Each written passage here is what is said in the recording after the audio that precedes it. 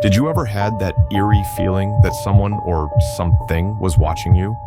You're not alone. Before we uncover the terrifying truth, like this video and comment your location. Let's step into the shadows together. Help! Somebody help me! The scream jolted me awake in my ranger station at 3 a.m. I rushed to the window, heart pounding, but only darkness greeted me. 20 minutes later, my supervisor radioed. Another hiker had vanished in Echo Canyon. That was the night everything changed. The night I learned why senior rangers never patrolled that cursed place alone. I was 23 and 3 months into my dream job as a park ranger trainee in Angeles National Forest. The pay was decent, and I got to spend my days hiking through California's most beautiful wilderness. But that scream, it was just the beginning. The next morning, I volunteered to investigate. My supervisor, Rick, grabbed my arm. "Listen, Sarah," he said, his weathered face deadly serious. "There's something you need to know about Echo Canyon. We've lost 6 rangers there since 1965. If you go, take this." He pressed a small leather pouch into my hand. "Local tribes say it offers protection. Don't open it, just keep it close." I almost laughed, but the look in his eyes stopped me. I'd never seen Rick scared before. The morning started crisp and clear, but as I approached Echo Canyon, an unnatural fog rolled in. The familiar trail seemed different somehow, twisted, wrong. My radio crackled with static and died. Then I found the first clue, a hiking boot, practically new, lying in the middle of the trail. Inside was a foot, cleanly severed at the ankle. I should have turned back. Instead, I took photos and pressed on, my hand clutching Rick's pouch. The fog thickened until I could barely see 10 feet ahead.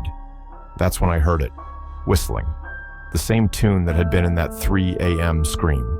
Through the mist, I spotted a figure ahead. "Hello, Ranger Service," I called out. The figure turned and kept turning, its head rotating a full 360 degrees. Its skin was gray and translucent, stretched over a frame too tall and thin to be human. I ran. Behind me, something crashed through the underbrush. Multiple somethings, moving on too many legs. The leather pouch grew hot against my chest. Looking back was my mistake.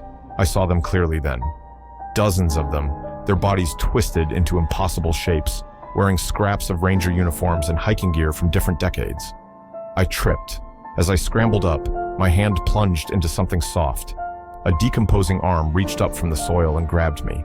The whistling was deafening now, coming from all directions. Dark figures emerged from the fog surrounding me. One stepped forward. I recognized the shoes. They belonged to the missing hiker from last night. The thing wearing the hiker's skin spoke. "We've been waiting for a new ranger." The others didn't last long enough. The pouch around my neck burst into flames. The creatures screamed, a sound like metal tearing, and recoiled. I ran again, lungs burning. Behind me, inhuman shrieks mixed with that terrible whistling. Something slashed my back, leaving deep gouges. I crashed through the forest until I reached my truck.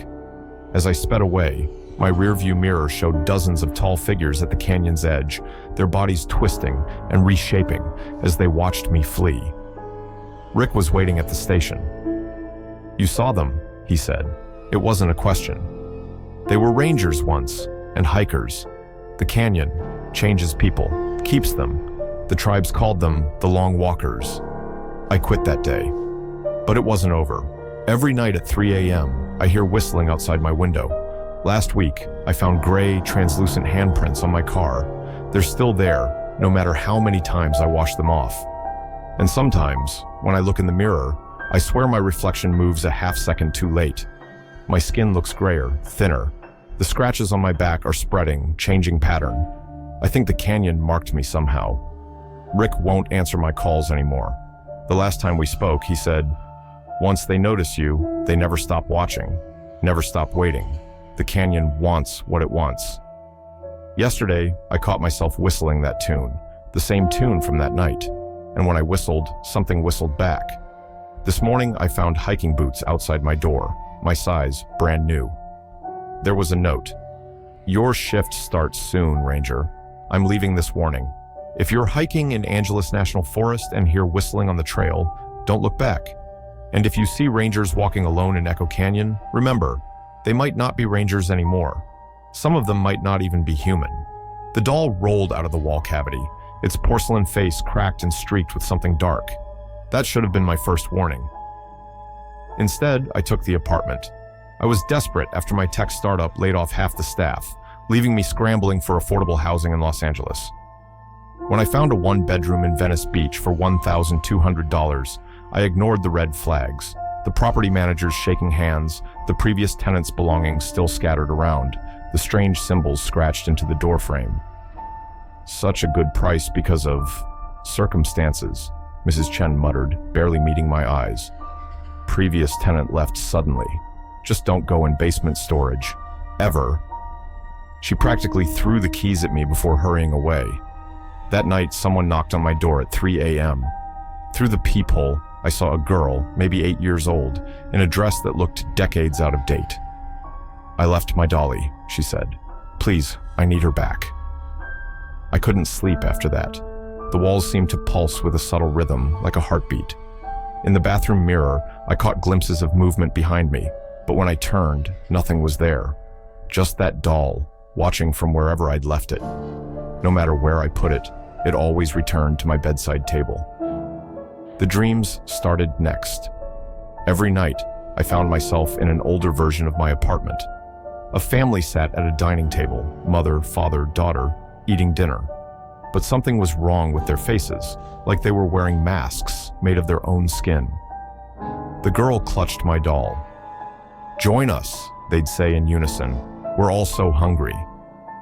I started researching the building's history. The local library had newspaper archives, but the microfiche made my eyes burn and my fingers bleed. An article from 1957 caught my attention. Family of 3 missing, authorities baffled. The photo showed my apartment, and sitting in the window was that same doll. The librarian noticed my interest. "You live there, don't you?" Her voice trembled. "My sister lived there in '63. The woman rolled up her sleeve, revealing deep scars. "The walls. They're not walls. They're hungry." That night, I heard crying inside the walls. Using a hammer, I broke through the plaster. Inside was a space that shouldn't exist, a massive cavity stretching impossibly far.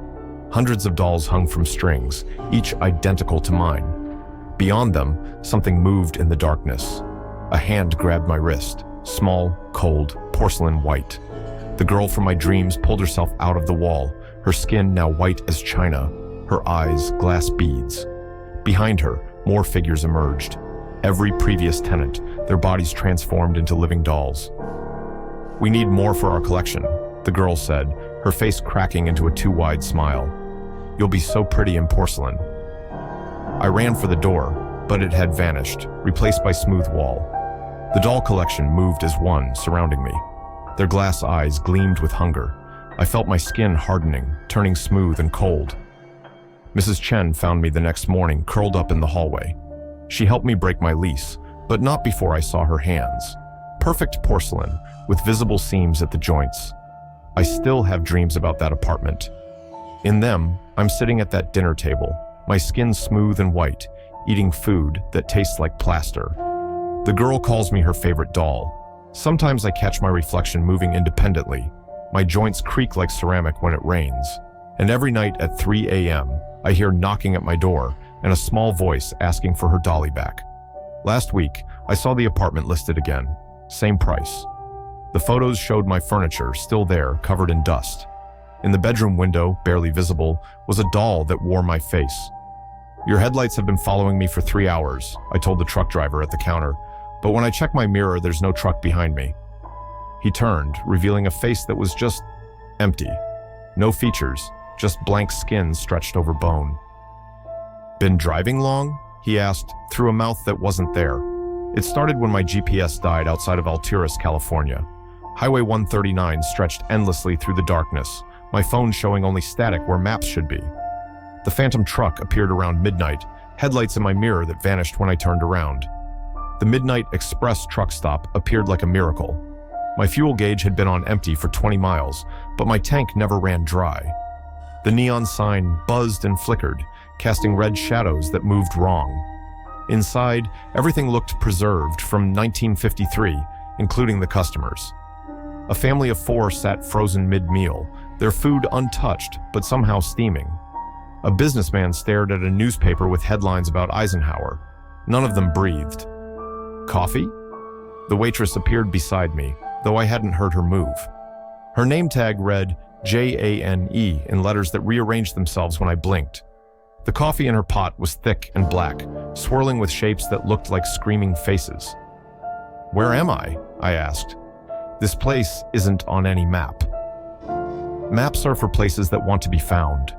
Jane's smile stretched too wide, her teeth metallic and sharp. "You've been driving in circles for hours. Highway 139 doesn't let go once it catches your scent."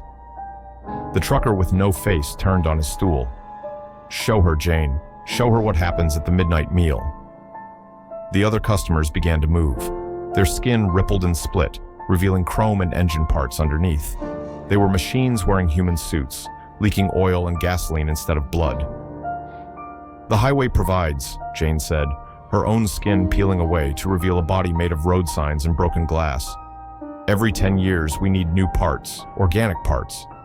I ran for the door, but instead of the parking lot, I found an endless maze of booths and counters. Behind me, the sounds of pursuit, engines revving, metal scraping on metal, Jane's laughter echoing off greasy walls. The trucker's voice boomed from hidden speakers. "Can't run forever. Gas gauge is on empty, remember?" He was right. I felt it, a bone-deep exhaustion, like running out of fuel. My skin felt tight, artificial. In a chrome napkin holder, my reflection showed metal beginning to shine through my fingers. Somehow, I found a fire exit. It opened onto the highway, but not any version I recognized. The road stretched infinitely in both directions, headlights in the distance that never got closer. The yellow lines pulsed like veins. My car was waiting, but it wasn't mine anymore. The chassis was organic, breathing, lined with teeth. "Get in," it growled. "Long drive ahead." I ran into the desert instead, walked for days. A trucker eventually found me, sunburned and babbling about highways that eat people. But when he dropped me at the hospital, I saw his name tag, Jane. I still drive, but never on Highway 139. My car's GPS always redirects me, even when it means hours of extra travel. At night, I see phantom headlights. My skin feels tighter every year, and sometimes I catch my reflection changing, chrome showing through the cracks. Last week, I got a job offer from a company called Midnight Express Logistics. The email contained only 2 words: "Welcome home." I'm writing this as a warning. If you're driving through northeastern California and your GPS dies, don't take Highway 139. And if you see a truck stop glowing in the darkness, keep driving. The highway provides, the highway hungers, and once it tastes you, it never lets go.